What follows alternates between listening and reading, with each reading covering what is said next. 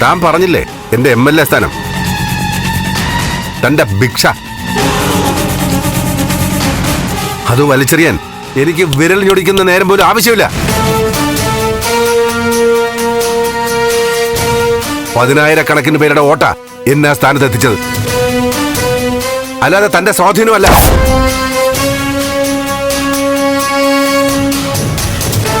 ജനങ്ങളോട് പറഞ്ഞിട്ട് ഞാനങ്ങ് ഇറങ്ങിപ്പോവും.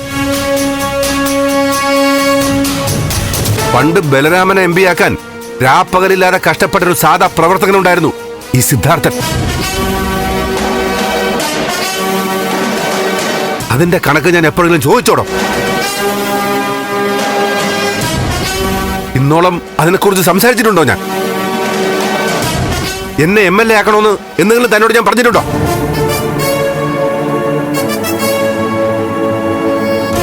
MLA ആയ ശേഷം തന്റെ കഴിവുണ്ട MLA ആയെന്ന് താൻ എന്നോട് പറഞ്ഞിട്ടില്ലേടോ?